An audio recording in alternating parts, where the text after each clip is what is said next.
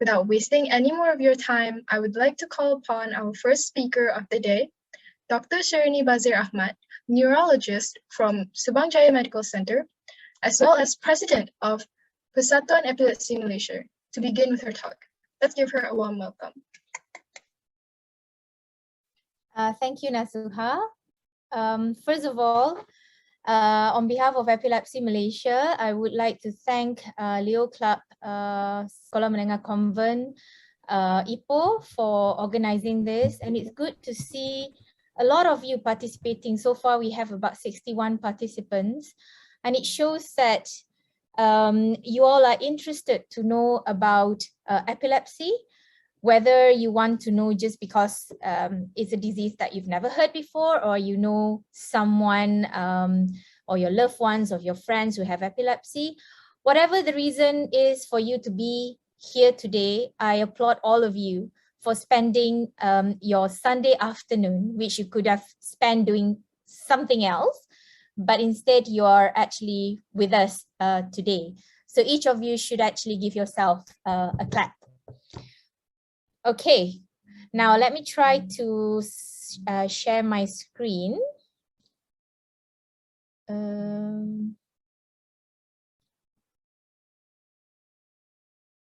Okay.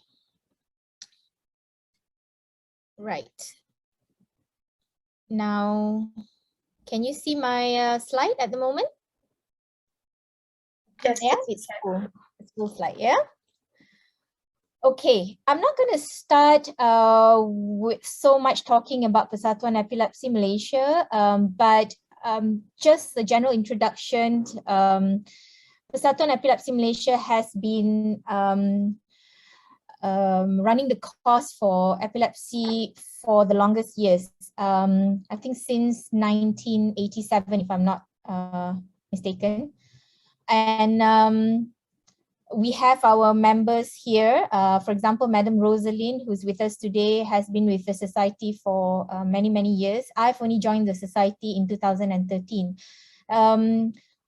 If you visit our website, you will see what's the aim of having this society. Essentially, we run a course in which we try to spread awareness on epilepsy to others and provide support group to people with epilepsy. So we run courses or support group meetings or webinars or campaigns and all that to educate public about epilepsy. And this is one of the effort that we are doing right now with the help of course, members from the Leo Club. So first of all, my topic will be what do you know about epilepsy? So all you need to know about epilepsy. Let me just try to minimize this. Okay. 65 million people around the world live with epilepsy. So this is hopefully something that you've now learned, that there are a lot of people who have epilepsy, not just a small number, but 65 million people around the world live with epilepsy. And nearly 80% are found in developing countries, including Malaysia. So approximately about 200,000 Malaysians were diagnosed with epilepsy in the year 2004. And I'm sure this number has changed over time. And the more people come out more people are more brave to come out with their symptoms, getting diagnosed properly. I'm sure we have more patients suffering from epilepsy in the current year.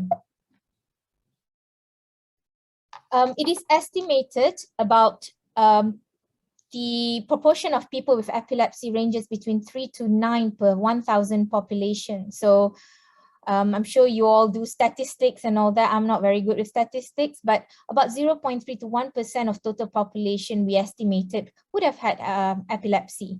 So let's say in Malaysia, we have about 32 million population. So it is estimated about 96,000 people probably have epilepsy. Now, what do you mean by epilepsy? If you hear the word epilepsy, what does it really mean? So the origin of epilepsy comes from a Greek verb, which is epilambanian. What does it mean? It means to be seized or to seize upon, to be overwhelmed by surprise. So I'm going to add on a bit of bahasa here as well. So ditangkap, dikuasai, dirampas, diserang dengan secara tiba-tiba. Now, when we talk about epilepsy, what do you think the cause of epilepsy? You don't have to speak on the microphone, but you can just generally put in a chat box so we have a bit of a clue, like what you all think epilepsy, what causes epilepsy. Now, it's interesting to be looking at your answers, but whether you type it out or whether it's in your head or whether anyone have seen a seizure attack or an epileptic attack before, I wonder whether some of you may thought that this come to your mind. Who knows what this is? You can shout out if you know from which movie this is from. Does anyone know? You all, I'm sure you all watch movies, scary movies, no? No? Okay, so this is from the latest Exorcist film. Something about the devil make me do it or something like that.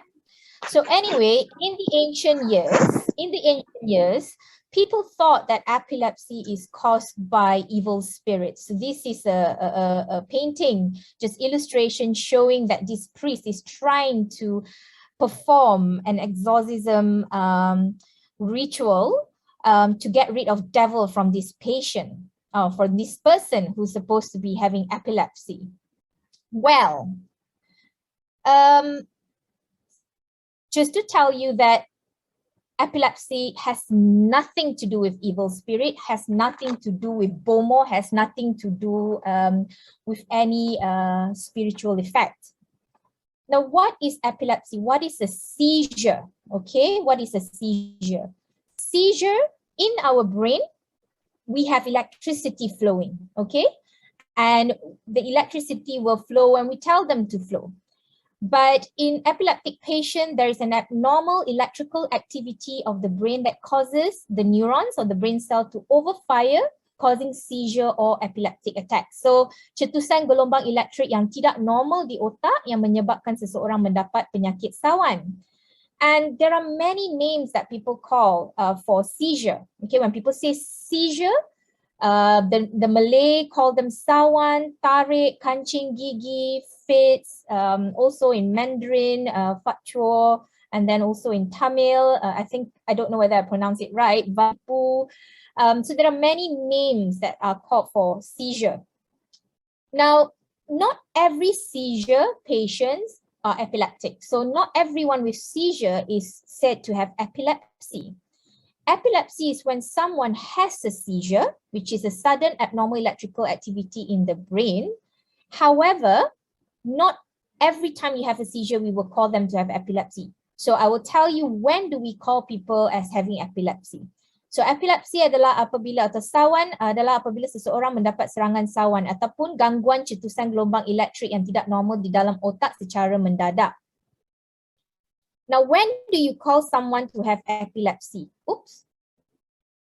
You call someone to have epilepsy if they have 2 or more unprovoked seizures. Jika mereka mendapat 2 atau lebih serangan sawan ataupun they are at risk of getting another seizure attacks. So, jika seseorang tu mendapat sawan dan kita tahu that bukan sekali saja dia ada kemungkinan untuk mendapat more and more serangan sawan after that, then we call that patient as having epilepsy.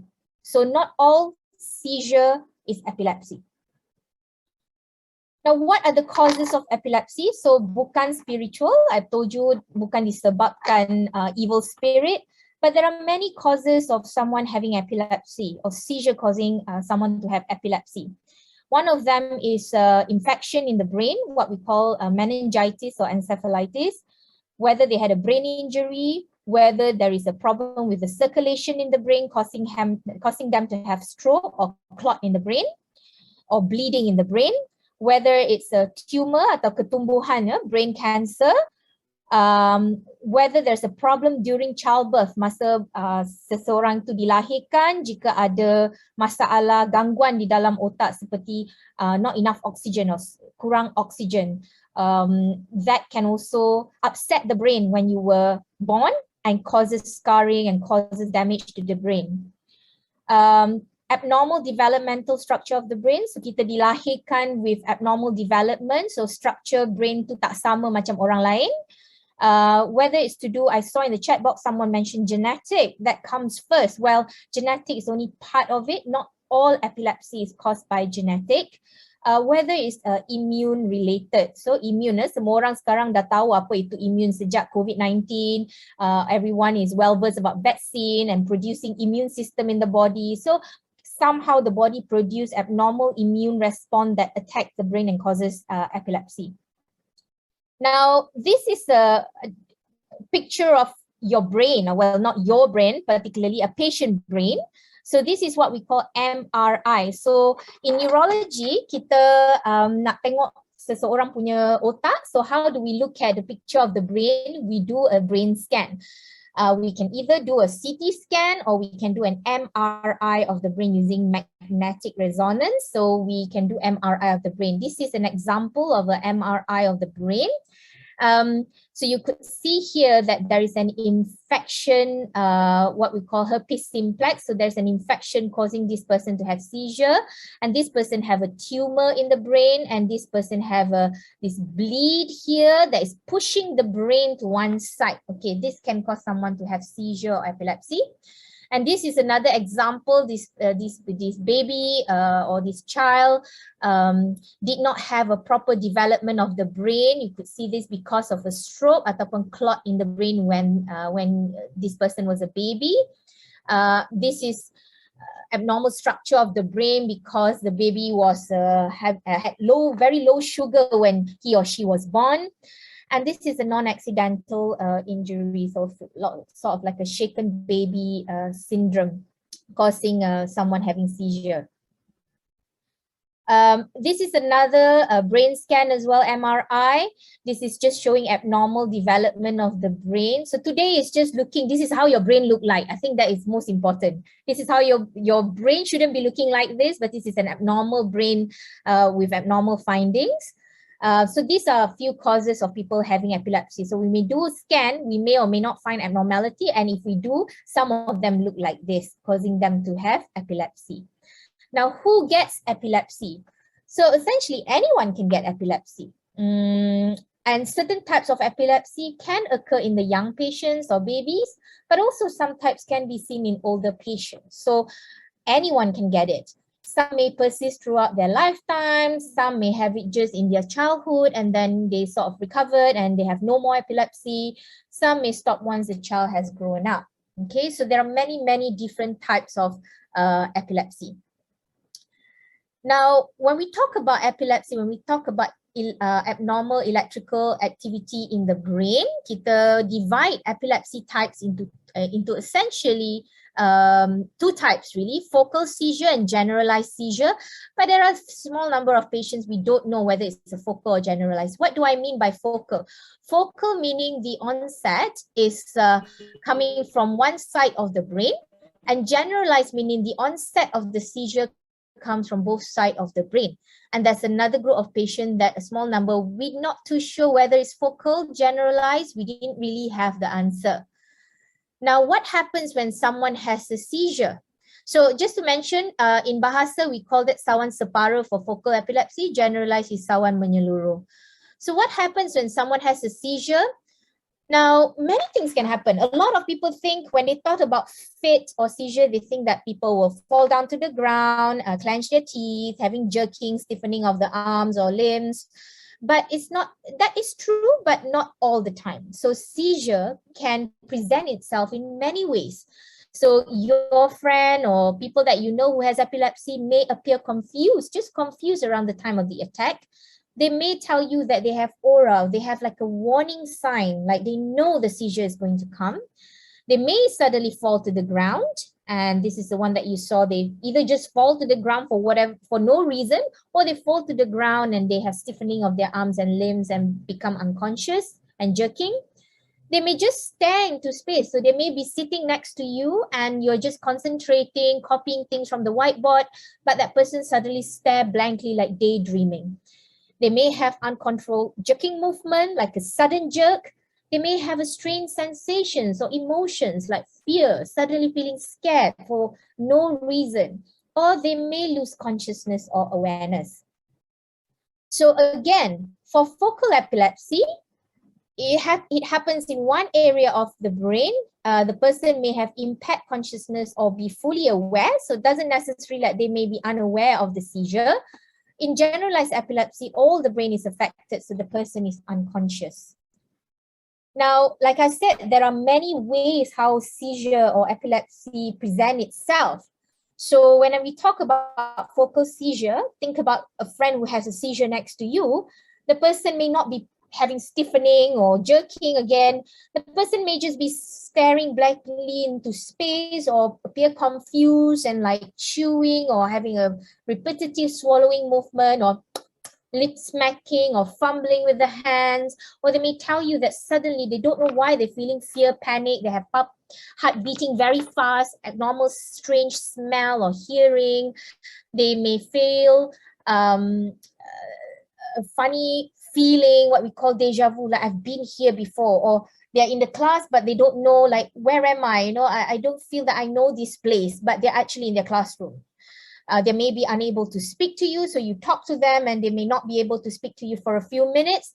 And then when they start recovering, they don't know what happened, or they may be a bit confused. What just happened? I don't know what just happened to me.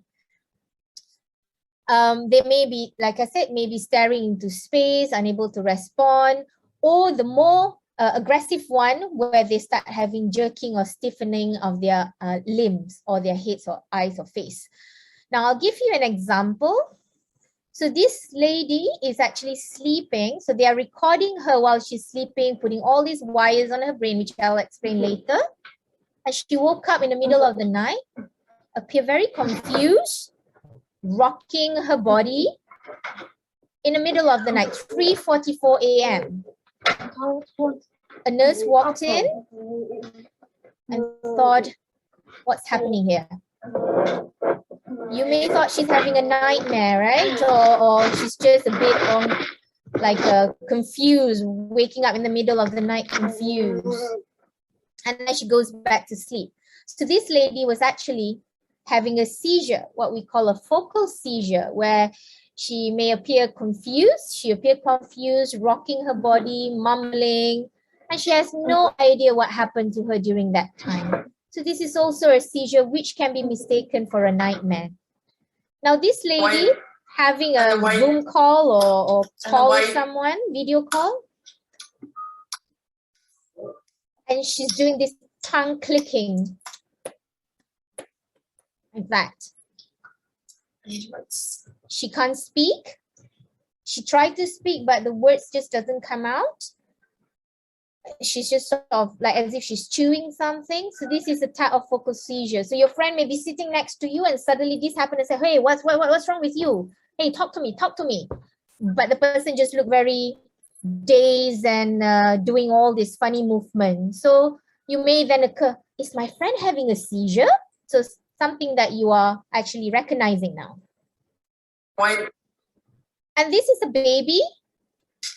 And this baby is just staring upwards, mouth slightly open, appear very dazed and blank, but the hand is sort of moving. So those of you who have know any children who looks like this, and it happens many times. It keeps happening, and then the baby will continue doing other things. So just bear in mind, this could be a seizure. And this baby look a bit sick, but she's actually sleeping with a lot of wires on her brain, also on her scalp. So she's nicely sleeping, but her arm is like jerking. So this baby is having a focal seizure. Very subtle movement. Again, still sleeping happily, but having the seizure. The arm just moves. So this is something to recognize. Why is your friend's arm moving and staring into space, but the arm is moving? So whether the person is having a seizure. Now, this is one of the patient who's having a type of seizure as well, but this time you won't see anything on that person. The person will just be talking to you, but the person is telling you, I can see colorful things suddenly. The patient is not on drugs, not on anything. It's just that I'm seeing colorful things. So this is a a very interesting one part of the brain, which is the back part of the brain, what we call the occipital lobe, the back part of the brain, which control your vision. So the back part of your brain controls your vision. And when someone is having seizure from that part of the brain, they may see colorful things like this. Now, as opposed to generalized seizure, which I told you that it happens on both sides of the brain, it happens very fast, patient will lose consciousness, they will have stiffening of the limbs, jerking of the limbs, they may have loss of tone and suddenly fall to the ground, or they just appear dazed for a few seconds. This is an example of someone having stiffening of the arms and jerking. So this is a generalized tonic-clonic seizure. Okay, so some focal seizure can involve both sides of the brain and become generalized, what we call secondary generalized. Okay, this is a generalized tonic-clonic seizure. And this patient is having a sudden jerk of the limbs, what we call myoclonus. So again, jerking, but a brief jerking, which then led into generalized seizure, generalized tonic-clonic. So jerk, jerk, jerk. And then jerking, stiffening of the limbs, followed by a bit of jerking. So if your friend is sitting next to you and suddenly she starts jerking and you're like, whoa, what's happening, you know? And I said, I don't know, I keep getting this, like, you know, every now and again, I keep getting this, you know? So start looking, you know, start questioning, does my friend have a seizure or not? Okay. Now this girl is actually blowing the fan. Okay, the little fan, and suddenly she will go blank. Keep blowing, and then look, her eyes look upwards.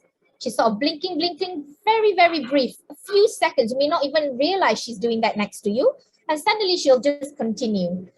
So this is what we call absence seizure, a very brief, like a dazed looking, or their eyes may look upwards, just a few seconds only.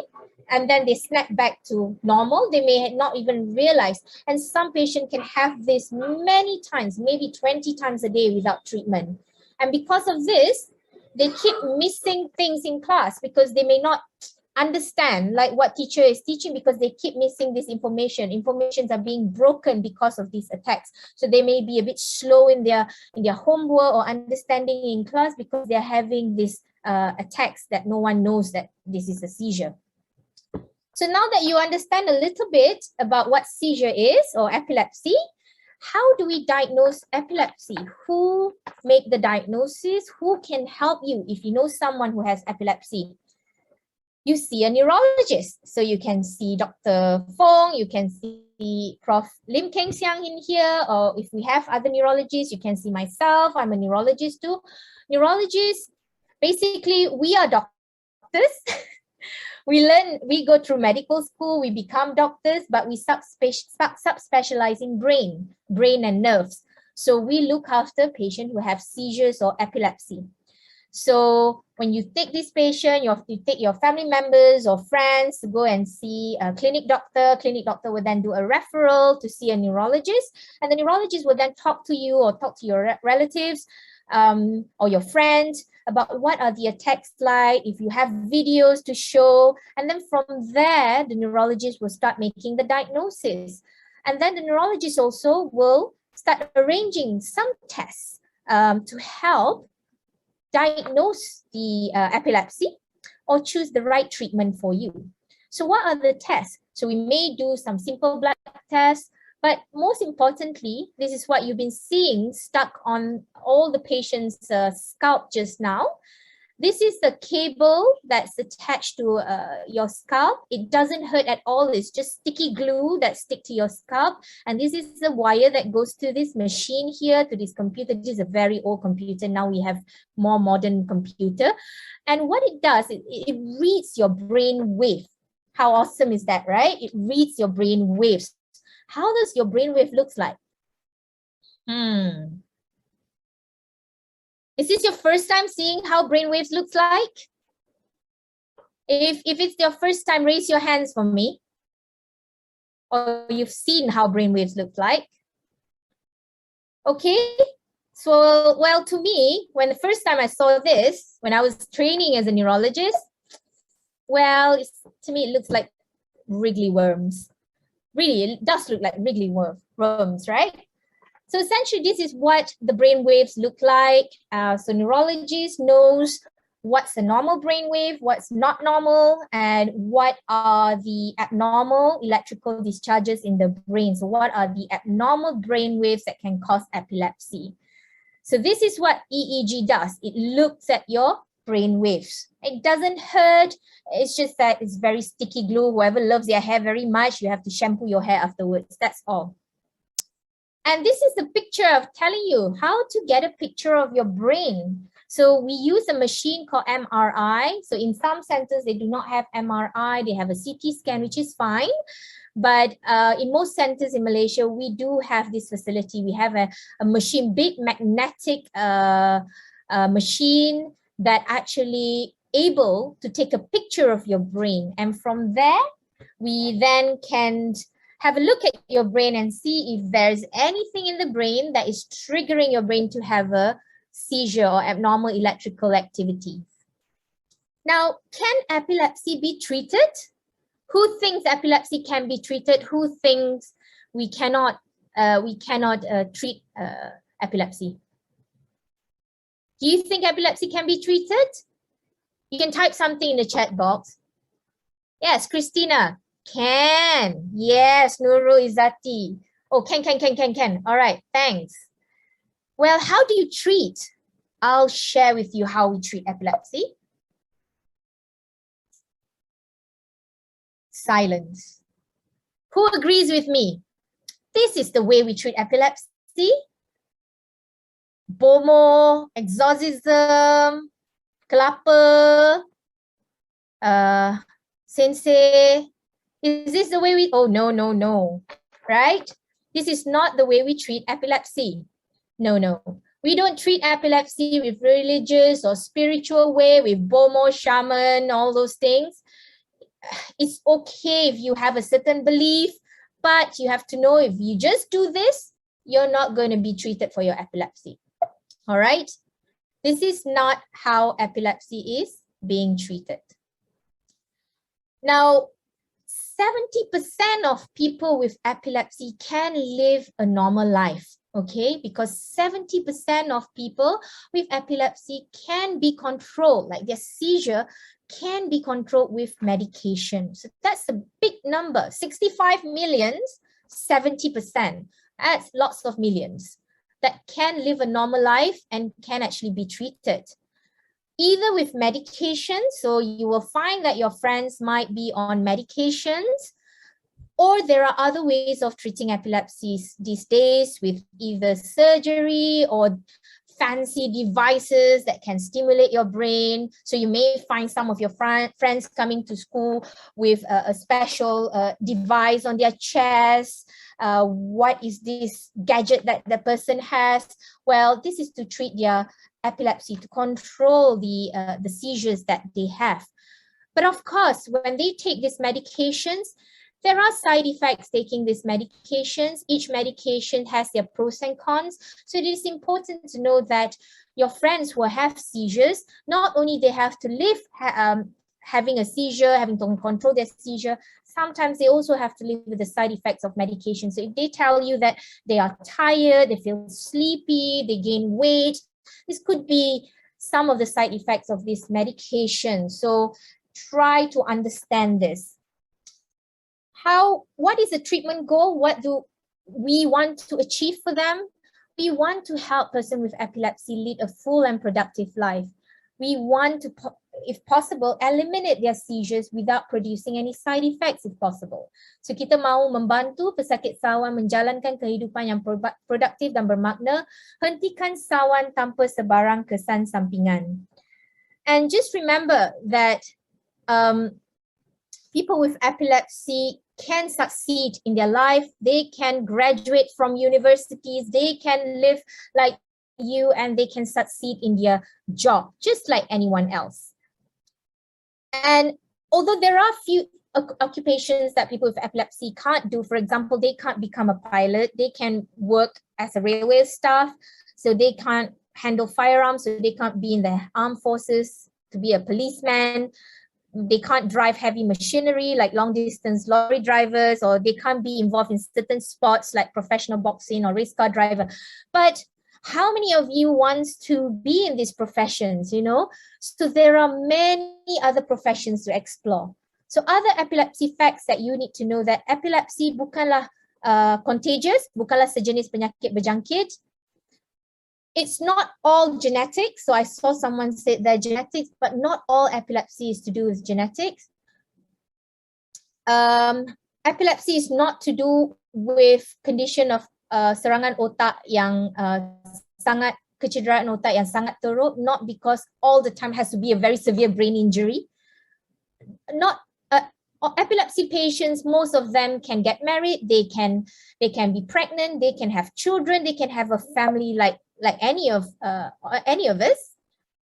It's not a mental illness, it's not gangguan mental atau emosi. And pesakit epilepsy can be active. They boleh active secara physical and they can do sports. So even at school, these are the sports that they can do. They can be doing gentle exercises during PE classes. They can play badminton with you, bowling, cricket, dancing, ballet, whatever, high jump, football, jogging, all those things. Moderate risk, something that they have to be cautious, but they can still do with probably supervision. For example, archery, canoeing, fishing, skiing, tennis, wrestling, swimming. They can do swimming, but with supervision, and we have to make sure that their seizure is very well controlled. If their seizure is very well controlled, there's no reason why they can't go swimming, horse riding. But there are, like I've mentioned, high-risk sports that they shouldn't be participating, like boxing, mountain climbing, parachuting, if the seizure is not well controlled. What's important above everything that I've told you today is that first is trying to teach you or educate you what epilepsy is all about, what causes epilepsy. Epilepsy can be treated, and people with epilepsy can lead a normal life just like you and me. And what's important is that why we are here today is that we want to make sure everyone knows about epilepsy so that we do not develop any misconception. Tiada salah faham tentang penyakit epilepsi, supaya pesakit epilepsi tidak terasing daripada everyone else, so they don't feel isolated. Ia bukanlah satu penyakit berjangkit. You can be friends with them, don't isolate them, don't make them feel discriminated. So what can we do to help? We can learn about epilepsy, and that's why you are here today. And that's why I say I'm very proud of every one of you here today. Get your facts right, and that's when we learn about epilepsy. Do not make fun of people with epilepsy or isolate them. Understand their challenges and try to help them. Know what to do when someone has a seizure attack at your workplace or school. So learn about seizure aid. And what can you do if someone has a seizure? First thing first, don't put anything in their mouth, okay? Whenever someone is having a seizure, you don't want to put anything in their mouth, even if it means that they may bite their tongue. Don't try to squeeze anything into their mouth, okay? And there are many first aid documents that you can look into, videos on YouTube. And if you go to our website, we also have a document which you can download on seizure first aid. But first of all, do not panic. If someone has fallen down next to you and the person is fitting away, turn on their sight and start timing the seizure. So turn them to the side, loosen their clothing. If you're prefects with ties and all that, loosen up, unbutton the top part of the shirt, lie them to the side, make sure there's nothing in their mouth, okay? And also do not restrain them. Make sure their head is put on a very soft pillow, maybe get someone's jacket or soft pile up school bags, put it at the bottom of their head. Call your teacher to come and help. Time it. What time did the patient start having seizure? How long did the seizure go on? And call the ambulance if the seizure lasts longer than 5 minutes. So I'm sure at this point your teacher will start aiding you as well. But most importantly, do not panic. Don't run away from them, but don't overcrowd them either. You know, just a few of you helping and the rest can step back. Don't overcrowd the person having a seizure. Don't make it like a big scene. And why Persatuan Epilepsy Malaysia is here, why you are here today, because a lot of patients with epilepsy, they may feel alone, they may feel isolated, they may feel judged. And we want to be here to make sure that they don't have to walk alone. And how do we help them? Like I said, all this information can be you can look up all this information from our social media. So we have our Facebook page, we have our Instagram, we have our Malaysian Society of Epilepsy website. And if you have any problems or any questions you're not sure, you can always drop us an email at epilepsymalaysia@gmail.com. And as you know, just a few days ago on the Valentine's Day, it was the International Epilepsy Day. So we celebrate International Epilepsy Day. Purple is the color for epilepsy. We celebrate it every second Monday of the year, and this year somehow it fell on Valentine's Day. So everyone all over the world celebrating International Epilepsy Day. We hope now that you know about epilepsy, maybe next year you all can also initiate the celebration at your school, educating others about epilepsy on the International Epilepsy Day. Thank you.